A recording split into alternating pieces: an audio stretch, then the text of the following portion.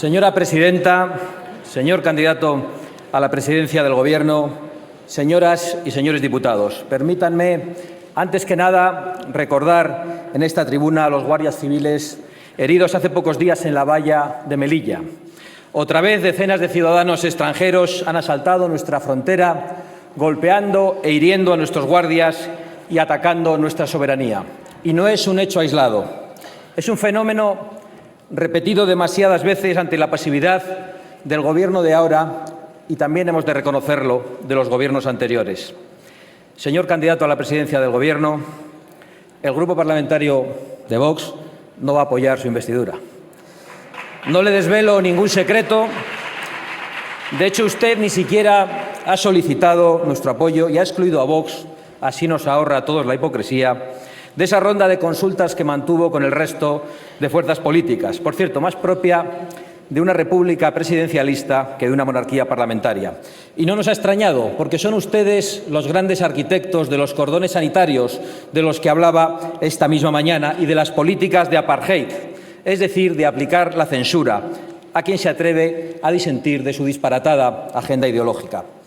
Efectivamente, no vamos en el Grupo Parlamentario de Vox a apoyar la investidura del señor Sánchez. Y he de reconocer que algunos nos han preguntado en estos días pasados si contemplábamos una abstención patriótica, como exigía a los grupos parlamentarios de Ciudadanos y del Partido Popular el señor Sánchez hace unas horas. Yo ya respondí hace tiempo. Creo que Vox es el grupo parlamentario más lejano del proyecto que tiene el señor Sánchez para España y, de hecho, estoy también seguro de que usted se sentirá orgulloso de ello. Yo también. Nos amenaza usted, aunque no lo diga, con un Gobierno apoyado por todas las facetas del extremismo político si Ciudadanos y el Partido Popular no le apoyen.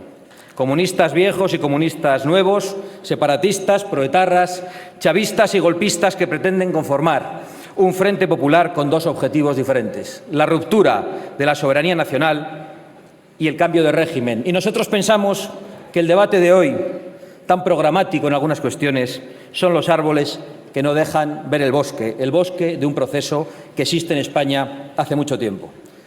Señorías, yo soy el hijo de un sencillo comerciante de Amurrio, en Álava, en el Valle de Ayala, en tierra vasca, que nos dejó hoy justo hace 2 años y que entró en política para defender a su patria, amenazada por los criminales de ETA.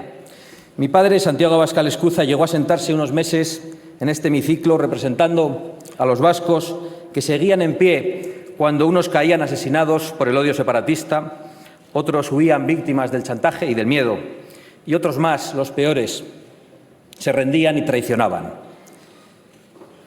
Yo les confieso que me metí en política con 18 años únicamente para defender a mi padre, que fue amenazado de muerte durante los últimos 30 años de su vida.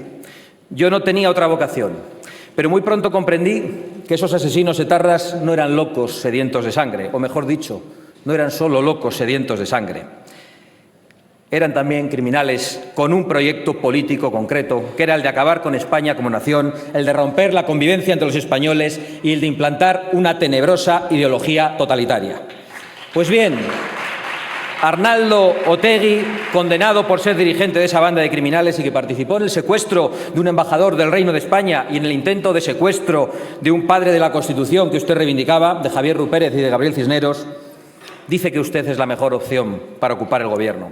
Y usted, o lo que es lo mismo, la televisión pública que dirige por persona interpuesta, corresponde al halago terrorista, invitando a Otegi a la pantalla de Radio Televisión Española. Debería usted haberse evitado ese bochorno histórico de esa entrevista, que es una humillación más a las víctimas del terrorismo y a todos los españoles. Y deberían haberse evitado el bochorno también de llamar a Vox esa misma noche para que sirviéramos de coartada, trampa en la que, por supuesto, no caíamos.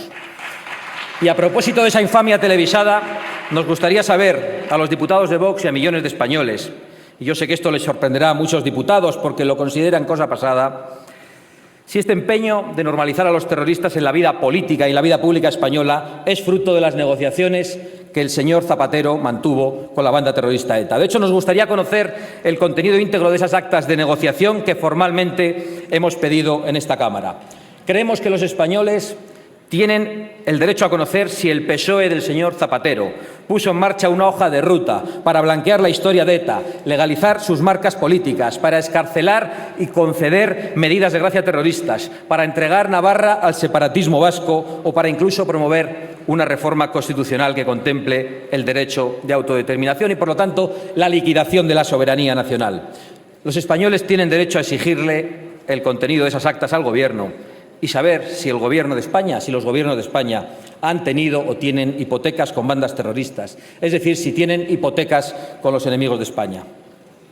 Y, en definitiva, tenemos que conocer si ese Frente Popular, del que usted es solo uno de los cabecillas, es el resultado de un proceso que nace a partir del 11 de marzo de 2004 y en el que confluyen dos amenazas. Una a la propia existencia de España a través de la impunidad para el separatismo catalán y la normalización de las marcas políticas de ETA, y otra amenaza al orden constitucional que anhela el cambio de régimen y que incluso pretende el derribo de la monarquía parlamentaria. De todo ese proceso, el usufructuario a corto plazo, si se mantiene en el Gobierno, será usted, señor Sánchez, pero quienes van a recoger las nueces serán los de siempre, serán los separatistas. La existencia de ese proceso es la única forma de explicar el desafío permanente de la Generalidad de Cataluña, una institución en absoluta rebeldía contra la soberanía nacional y que vuelve a gozar de una incomprensible impunidad, a pesar de que han reiterado que lo volverán a hacer. La misma impunidad que llevó al golpe de Estado de octubre de 2017 durante el Gobierno del señor Rajoy. La impunidad con la que muchos diputados que se sientan en esta Cámara, que inexplicablemente han adquirido la condición de diputados y que en vez de acatar la Constitución como la ley exige, han jurado abiertamente combatirla en nombre de los principios, decían, delirantes del 1 de octubre. Pues bien, señor candidato, con estos aliados pretende usted ser investido presidente del Gobierno, con los amigos del condenado Otegi, con los amigos del golpista Junqueras y también con los amigos del tirano Maduro, ese sátrapa que, bien maquillado por Zapatero, ha sumido a Venezuela y a nuestros hermanos venezolanos en el caos, en la violencia, en la represión y en el hambre. Permítanos, señor Sánchez, que no le otorguemos a usted ninguna credibilidad si pretende disfrazarse de político con sentido de Estado. Y permítame también que repita en esta tribuna un aviso para sediciosos, para golpistas y para terroristas. Más allá de los pactos secretos o de las promesas que hayan recibido desde un partido o de otro a cambio de su apoyo parlamentario, abandonen ustedes toda esperanza, porque nunca lograrán sus objetivos políticos o criminales. No ha llegado España hasta aquí para que la derroten una pandilla de sediciosos, mitad corruptos y mitad fanáticos, porque no saben ustedes cuántos hijos de comerciantes y obreros y estudiantes y parados, de médicos, de jueces, de hombres del campo y de la mar se pondrán en pie olvidando cualquier diferencia cuando sientan amenazada su patria. Y ojalá muy pronto la inmensa mayoría de los españoles que queremos seguir viviendo en paz y en libertad dentro del orden constitucional desterremos de las instituciones a quienes pretenden dinamitarlas. Sería una grandísima noticia para que el Estado pudiese de una vez por todas, después de 30 años, ocuparse única y exclusivamente de resolver los problemas de los españoles en vez de seguir creándoselos. Señorías, hay españoles que necesitan urgentemente de la eficacia del Estado, esa eficacia que comprobamos tan a menudo cuando se trata de la agencia tributaria y que hay que empezar a trasladar al resto de organismos e instituciones de la nación. Porque mientras la izquierda continúa con su disparatada agenda de ingeniería social implantando una sofocante dictadura progre que quieren que traguemos con ella, y mientras los separatistas conspiran contra la Constitución, los españoles tienen que seguir pagando la factura, los españoles de a pie, una factura cada vez más abultada que, según su discurso, señor Sánchez, se incrementará todavía más. Si trabajas, impuesto sobre la renta; si ahorras, impuesto sobre el patrimonio; si consumes, impuesto sobre el valor añadido; si inviertes, impuesto de transmisiones patrimoniales o de actos jurídicos documentados; si lo regalas, impuesto de donaciones; y si te mueres, impuesto de sucesiones. Impuestos, impuestos, impuestos con los que arruinan a la España viva, a la España que madruga, con los que arruinan a las clases medias para que con su esfuerzo sostengan el disparate autonómico, el derroche político y la orgía de las subvenciones. Es inaceptable que haya hijos que tengan que renunciar a la herencia que les dejan sus padres, a los que tanto tiempo les costó generarla, porque no pueden hacer frente a la factura fiscal que ustedes les imponen. Y es inaceptable que los pequeños y medianos empresarios estén ahogados con impuestos que subieron el señor Montoro y el señor Rajoy y que ustedes seguirán subiendo según lo que ha anunciado hoy. Impuestos, tasas, burocracias, directrices europeas, nacionales, autonómicas y municipales que están asfixiando y empobreciendo a las clases medias y más desfavorecidas, destruyendo empleo o creándolo en condiciones que hacen imposible a nuestros jóvenes desarrollar un proyecto de vida. Porque, digámoslo abiertamente, el ascensor social está quebrado en España y lo han quebrado precisamente quienes dicen trabajar por las clases desfavorecidas, a las que no han ayudado, pero sí han logrado, en cambio, arruinar a gran parte de la clase media, amenazando sistemáticamente la propiedad privada, despreciando el mérito y el esfuerzo. Como hemos visto, por cierto, hace unas semanas con Amancio Ortega, un español humilde hecho a sí mismo, al que han difamado brutalmente por crear empleo y por cometer el gravísimo delito de realizar donaciones a la sanidad pública. O como hicieron con Ismael, el currante del Pladur, al que sus esbirros de la prensa ultraizquierdista trataron de ridiculizar por no aceptar la medicina de las oligarquías progres en una ya muy conocida entrevista. Señorías, siento una rabia y una indignación profunda cuando me cuenta un autónomo hace unos días que este verano ni siquiera puede tomarse unos días de vacaciones.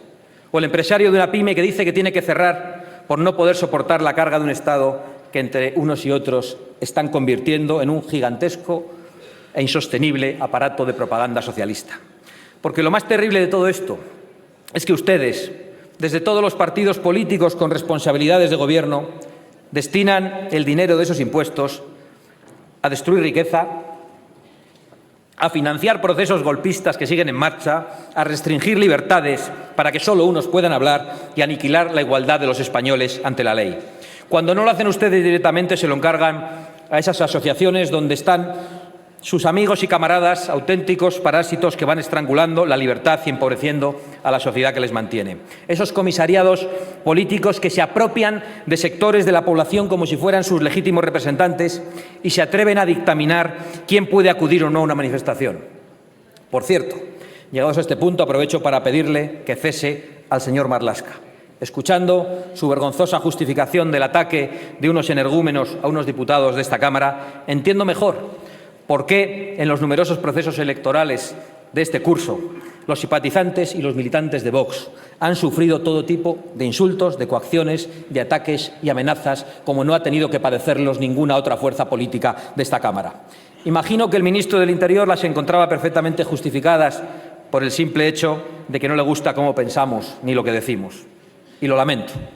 Pues bien, celebro informarle, en cambio, señor ministro, que va a seguir escuchando a esos casi 3 millones de españoles que han confiado en nuestra formación política, porque nos han votado precisamente para que defendamos su derecho a disentir del consenso progre de todos los partidos y de la inmensa mayoría de los medios de comunicación. A mí me habría gustado aprovechar esta sesión parlamentaria para dar las gracias a todos los portavoces políticos que se han solidarizado con los simpatizantes de Vox, agredidos, amenazados e insultados a lo largo de todo el territorio nacional desde el pasado mes de diciembre, incluso desde antes. Pero ya lo he hecho en persona, porque han sido muy pocas las muestras de solidaridad recibidas y porque casi nadie, ningún grupo político, ha apoyado nuestra denuncia contra esas violencias que parece que empiezan a ser vistas con normalidad desde que el comunismo con el que usted quiere pactar popularizó los escraches en España. Puedo llegar a entender esa falta de solidaridad, señorías, porque el miedo es una mordaza muy poderosa. Pero deben entender los que hoy callan que ese violento apartheid que ahora sufre Vox, este permanente linchamiento mediático y este acoso callejero es en realidad el linchamiento y el acoso a la democracia, al derecho a disentir, a la libertad de pensar de forma distinta y al deber de rebelarse frente a quienes pretenden imponer un discurso totalitario. Sobre los ataques que hemos recibido durante este curso, debo añadir que fueron instigados por varios miembros de este Parlamento. Uno de ellos llegó a decretar la alerta antifascista, para convertir a nuestros votantes en una especie de monstruos nazis a los que habría que exterminar, y a pocas horas se recibían agresiones en nuestras sedes. Haré una confesión de la que no estoy particularmente orgulloso. Durante un momento se me pasó por la cabeza decretar una alerta anticomunista en Galapagar. ¿Qué habría pasado, señorías? No lo sabremos. Y no lo sabremos porque nosotros, los en teoría violentos, intolerantes, xenófobos, machistas y homófobos y todas esas lindezas que nos dedican, tenemos mucho más sentido de la responsabilidad y respetamos las leyes y la libertad de la gente. A pesar de que ustedes nos demonicen y nos señalen como enemigos de mujeres, de homosexuales y de inmigrantes. Por cierto, que un diputado comunista ha dicho que bajaríamos a esta tribuna los de Vox después de oír las supuestamente durísimas intervenciones del Partido Popular y Ciudadanos, que bajaríamos con las pistolas a esta tribuna. Y lo ha dicho segundos después de reivindicar a Indalecio Prieto, que en 1934 sacó una pistola en este hemiciclo, la martilló y amenazó al diputado Jaime Oriol. Como siempre, una doble vara de medir. Puestos a contar verdades tan evidentes como silenciadas, señorías, permítame compartir con ustedes lo que muchos españoles piensan. Las voceras del feminismo supremacista no hablan en nombre de todas las mujeres, sino en nombre de su propia ideología, que es una ideología totalitaria y, por cierto, también suicida. Los colectivos LGTBI que atacaron a los representantes de Ciudadanos no hablan en nombre de todos los homosexuales, sino de aquellos que han hecho un negocio de dinero y de poder para hablar en nombre de ellos. Las organizaciones no gubernamentales, pero siempre mantenidas por los gobiernos, ni representan a los inmigrantes ni los salvan en el Mediterráneo. Bien al contrario, en muchas ocasiones son la colaboración necesaria con las mafias que se lucran con el tráfico de seres humanos. En realidad, ni siquiera los animalistas hablan en nombre de los animales, a pesar de su discurso tan irracional y tan totalitario. Señorías, Vox ha llegado hasta aquí, entre otras cosas, para denunciar esta ficción política que ustedes quieren instalar, por la cual unos pocos se arrogan la representación de todos con el dinero público de todos los españoles, incluso de aquellos a los que quieren amordazar. Acéptenlo y vayan acostumbrándose. Vox ha venido aquí para quedarse. Vox representa también a muchas mujeres que no piensan como ustedes. Vox representa también a muchos homosexuales que no piensan como ustedes. Vox representa también a muchos vascos y a muchos catalanes que no piensan como ustedes. Y Vox representa, en definitiva, a millones de españoles que simplemente no piensan como ustedes y que están hartos de que todos ustedes les digan cómo tienen que pensar, lo que tienen que decir y lo que tienen que hacer. Y todos esos votantes de Vox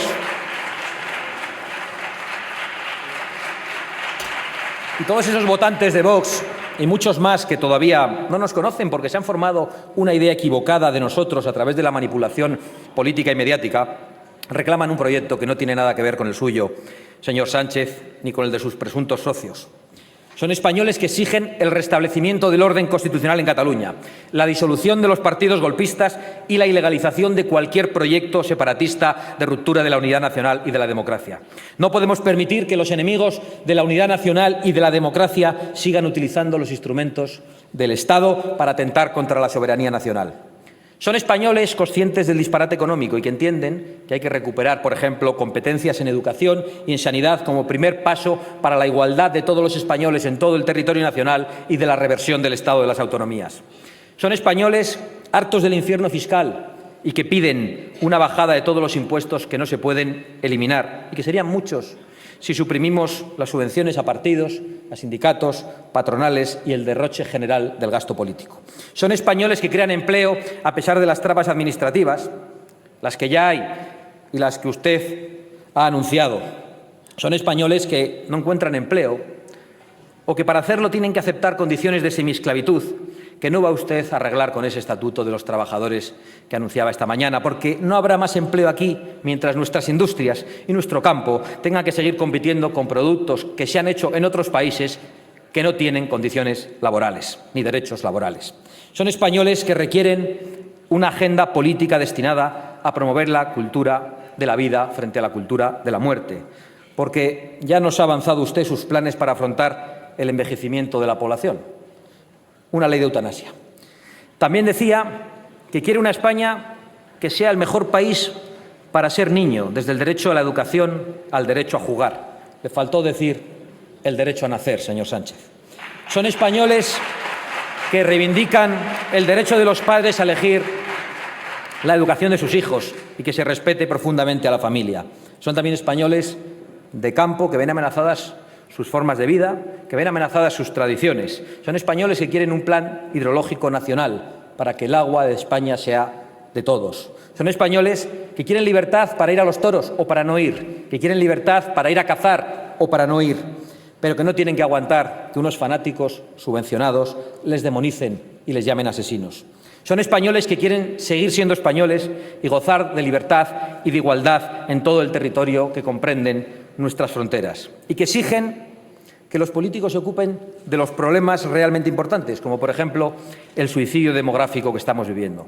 Señorías, ¿cómo es posible que el fenómeno más crucial, que más va a condicionar el futuro de nuestro pueblo, que afecta, por ejemplo, al sostenimiento del sistema público de pensiones o a la supervivencia misma de nuestra cultura, no haya suscitado aquí, a lo largo de todo este tiempo o en el día de hoy, un gran debate ni se hayan propuesto soluciones de urgencia? Sé que algunos, por una mezcla de pereza y de irresponsabilidad, no están preocupados. Lo resolveremos, dicen, con la inmigración, que es el gran conejo que se saca de la chistera. 270.000 nuevos inmigrantes cada año durante 20 años es la disparatada cifra que manejan algunos insensatos. Y no es solo el señor Sánchez, es que casi todos ustedes, señorías, comparten una indiferencia por el envejecimiento del pueblo español, unido a un particular entusiasmo por el llamado multiculturalismo, que no es otra cosa que liquidar la identidad de España introduciendo culturas remotas, con diferentes lealtades, con diferentes visiones del mundo y con diferentes y a veces abominables ideas sobre la mujer, o que ni siquiera contemplan una diferencia entre las leyes civiles y las ideas religiosas. Me recuerda mucho esto al poema Solución de Bertolt Brecht, que es de los suyos, en el que el autor ironiza sobre cómo el pueblo ha decepcionado a su gobierno y le aconseja a este que disuelva al pueblo y que elija uno nuevo. Pues ese disparate multicultural de elegir un pueblo nuevo es lo que parecen proponer muchos aquí, cuando ya ha fracasado en toda Europa. Una Europa que, ya les adelanto, no se va a doblegar a las imposiciones de las oligarquías progres y globalistas, por mucho que demonicen a millones y a millones de europeos. En Vox, por supuesto, nos oponemos a la inmigración ilegal, esa que ustedes desde las instituciones, a pesar de lo que ha dicho esta mañana, amparan, incentivan y llaman. Y por tener esa posición, ¿qué hacen? Pues lo fácil, lo de siempre, demonizarnos, insultarnos, y nos llaman xenófobos y nos llaman racistas. ¿Verdad, Ignacio? Señorías, una nación sin fronteras no es una nación, igual que una casa sin paredes deja de ser un hogar. Pero si ustedes son partidarios de que se pueda entrar en España de cualquier manera, tienen derecho a plantearlo. Que pueda entrar en nuestro país los millones de inmigrantes que lo deseen, al menos tengan el valor y la honradez de defenderlo así. Díganselo al pueblo español, que van a desmantelar las fronteras y que a partir de ahora compartiremos nuestros recursos con todo habitante del planeta que desee o que necesite instalarse a vivir entre nosotros. Pero lo que es bochornoso es establecer unos trámites para entrar en España legalmente y premiar luego a quien se los salta, animándoles así no solo al desprecio por nuestras leyes, sino a una aventura arriesgada y en ocasiones mortal, que hace ricas a las mafias que trafican con seres humanos. Una especie, señorías, una especie de juegos del hambre, una crueldad infinita, donde ustedes, los solidarios, prometen recompensas en forma de pagas y de asistencia sanitaria que luego a veces no llega a todos los españoles y se las prometen a quienes vulneran nuestra propia legalidad y viven para contarlo. Nosotros, a pesar de lo que ustedes dicen de nosotros, aceptamos una inmigración legal y ordenada, una inmigración orientada a las necesidades y posibilidades de nuestra economía y que atienda especialmente a la capacidad y a la voluntad del inmigrante de integrarse en nuestra cultura y de aceptar nuestras leyes. Por eso, cuando es necesaria, aceptamos especialmente la inmigración hispanoamericana para España y como posible solución para Europa. Y esto, digan ustedes lo que digan, es puro sentido común y es lo que piensan la mayoría de los españoles, incluso muchísimos de los votantes de la bancada de la izquierda. Como es de sentido común exigir que los extranjeros que cometan delitos graves o reincidan en los leves sean deportados a sus países de origen, con los que, por cierto, habrá que llegar a acuerdos para que cumplan allí su condena y para que no regresen jamás. Pues bien, en vez de esto, muchos de ustedes se empeñan en engañar al pueblo español.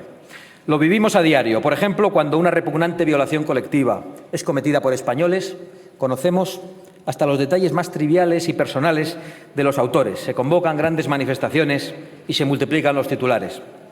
Pero en las decenas de delitos semejantes, cuando sus autores son extranjeros, todo cambia.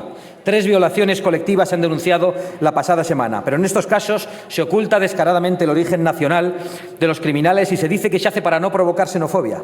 ¿Ustedes entienden lo que esto significa?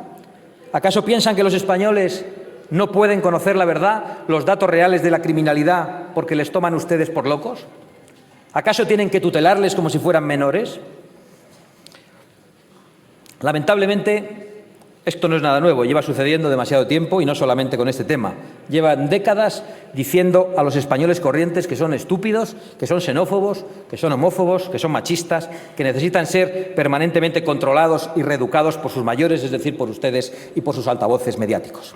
Y es curioso porque en esta misma Cámara, que es consecuencia de un régimen de la democracia, que parte de la idea de que la soberanía reside en el pueblo y que nosotros solo somos sus representantes, y siendo así, ¿cómo se puede pretender que la gente corriente es lo bastante sabia como para elegir a quienes le gobiernan, pero no para gobernar sus propias vidas? Ese afán compartido en el proyecto del Gobierno del señor Sánchez es lo que desde Vox venimos llamando dictadura progre y a lo que nosotros nos oponemos y por lo que nosotros votaremos no, señor Sánchez. Una visión totalitaria de la sociedad que incluso, como en las más terribles novelas distópicas, se atreve a dictar nuestra memoria. Y fíjense si son ustedes anacrónicos, que cuando dejan de pensar en 1936 solo llegan a 1984. Algunos viven obsesionados con lo que sucedió en España hace 80 años. Por supuesto, esta obsesión está muy bien remunerada a través de chiringuitos y de asociaciones correspondientes. Y, en definitiva, consiste en que con el dinero de todos se dicta a los españoles lo que tienen que pensar sobre nuestro pasado, sobre una época histórica concreta. Señorías, la Ley de Memoria Histórica es fundamentalmente un ataque a la libertad, además de un insulto a la inteligencia. Y su propuesta de ampliarla es la iniciativa más totalitaria que ha escuchado esta Cámara desde los viejos discursos de Pablo Iglesias. Es increíble que tengamos que perder el tiempo y el dinero en este empeño de ustedes en profanar tumbas, contar mentiras e imponer su visión sectaria de la historia o su verdad sobre la historia. Una historia redactada por ustedes y por sus asalariados que oculte, por ejemplo, que el fundador de su partido, Pablo Iglesias, amenazó de muerte desde esta tribuna al señor Maura en un mes de julio como este y que pocos días después el señor Maura fue tiroteado. En la discusión que siguió, a pesar de que ustedes se rían, aquella amenaza intervinieron José Canalejas y Eduardo Dato. Canalejas fue asesinado un par de años después y Eduardo Dato algo más tarde, cuando también era presidente del Gobierno. En esta misma Cámara, diputados socialistas y comunistas amenazaron a don José Calvo Sotelo, uno de los líderes de la oposición. Y días después, en un mes de julio como este, los guardaespaldas de un líder socialista fueron a casa del señor Calvo Sotelo, le sacaron y acabó asesinado. Y sin embargo, escuche bien la señora presidenta, el pasado 13 de julio, en el aniversario de este crimen, la cuenta oficial de Twitter de esta casa prefería recordar otro acontecimiento muy importante. Frank Sinatra graba su primer disco. En fin, una memoria histórica a su manera, donde se quitan las cruces que recuerdan a víctimas del odio y se levantan estatuas a los asesinos. Pero volvamos a nuestros días, porque nosotros somos capaces, no sabemos si ustedes lo son. Creo que he mostrado las insalvables diferencias que existen entre el grupo parlamentario de Vox y el conglomerado socialista, comunista, chavista y separatista que representa el proyecto que pretende liderar el señor Sánchez. Creemos, señor Sánchez, que si sale adelante su investidura va a causar usted mucho daño a España y sabemos que no le importa, porque solo anhela el poder. Creo, señor Sánchez, que con usted las clases medias van a sufrir más de lo que ya sufren y les va a costar cada vez más llegar a final de mes. Creo que los catalanes que viven bajo una administración golpista y totalitaria van a estar más desprotegidos. Creo que nuestros admirables militares, muchos en misión por el mundo, nuestras fuerzas y cuerpos de seguridad del Estado y nuestros funcionarios de prisiones, todos los que velan por nuestra seguridad, van a trabajar en peores condiciones y van a ser poco o nada reconocidos, como creo que no se les va a reconocer ni la justa equiparación salarial que merecen. Creo que se va a continuar alimentando el efecto llamada de la inmigración ilegal, que crea un drama en los países de origen, que crea una tragedia en nuestras fronteras y que crea conflictos en nuestros barrios. Creo que van a continuar los salarios de miseria que hacen imposible formar una familia. Creo que las mujeres van a estar más desprotegidas porque ustedes no meterán en la cárcel para siempre a los criminales sexuales. Es más, les recuerdo, ya que tanto se les llena a ustedes la boca hablando de la defensa de la mujer, que fue el Partido Socialista en 1994 quien rebajó las penas de prisión para los violadores. Y creo, resumiendo, que el Frente Popular que usted desee realmente traerá miseria a la economía, traerá enfrentamiento, restricción de libertades, inseguridad en las calles y ventajas e impunidad para los enemigos de España. Pero también creo, señor Sánchez, que España resistirá, porque los españoles siempre han estado por encima de sus peores gobernantes, porque esta es una gran nación, una de las grandes protagonistas de la historia universal, y sus gentes, su pueblo, voten lo que voten, aman a su patria y lo que representa. Y a pesar de los esfuerzos por vaciar y por relativizar la nación, los españoles siguen sintiendo a España profundamente.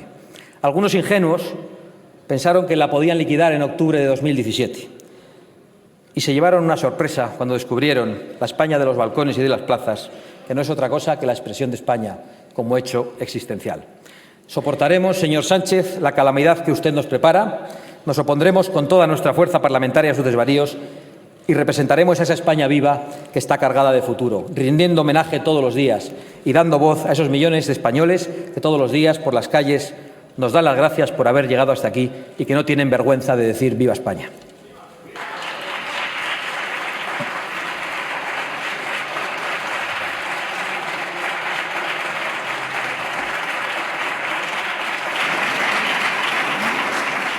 Bueno, señor Sánchez, ¿cómo es eso de traerse la réplica preparada antes de escucharme hablar? Intolerancia, clasismo, nostalgia, y lo decían ustedes, que no toleran que nadie lleve la contraria al pensamiento progre. Lo dicen ustedes, precisamente ustedes que quieren acabar con las libertades de tantos españoles, ustedes que son los arquitectos de los cordones sanitarios, ustedes que están todo el día hablando de la memoria histórica. ¿Cuál ha sido la parte de la nostalgia? ¿Que he recordado una parte de la historia que no se puede recordar? ¿Exactamente a qué se refiere? ¿Cuál es el problema? Traía usted los papeles ya preparados y tenía que decir algo, sobre todo, para no contestarme a mí, sino para contestar a los señores del Partido Popular y de Ciudadanos. No sé si debo salir aquí a contestarle, pero lo que ha quedado claro en el día de hoy, por sus ataques a unos, por sus silencios ante otros, por sus fobias y por sus filias perfectamente identificables en el día de hoy, por el tono con unos y por el tono con otros, y por sus mentiras respecto a unos y su cariño con otros, es que usted prefiere antes a Otegi que a Ortega Lara, a pesar de que usted esté atacando y tratando de difamar a nuestros votantes y a lo que representamos y a lo que piensan 2.700.000 españoles. Y esto me permite decir que hoy asistimos, diga usted lo que diga, y haga los juegos de artificio que haga, a la consolidación del Frente Popular, de una manera paulatina, en la votación del jueves o en la de dentro de unos días. Un Frente Popular que con su responsabilidad amenaza la unidad nacional y que pretende un cambio de régimen que trata de llevarse por delante también la monarquía parlamentaria. Señor Sánchez, sí, con esos van a pactar, con los que quieren llevarse por delante la monarquía parlamentaria. Yo entiendo que se escandalicen porque no han oído estas cosas en la tribuna hace mucho tiempo, pero han oído cosas peores en el otro lado y no les escandalizan tanto. ¿Sabe cuál es el drama, señor Sánchez? Que a usted le echaron del PSOE porque no querían que gobernase con comunistas y separatistas. Y lo dramático es que hoy usted va a hacerlo con el silencio completo del PSOE. Peor aún, con el aplauso del Partido Socialista Obrero Español. No nos ha pedido la abstención, nos ha ignorado totalmente y no nos ha pedido la abstención. Menos mal, casi se lo agradezco, señor Sánchez.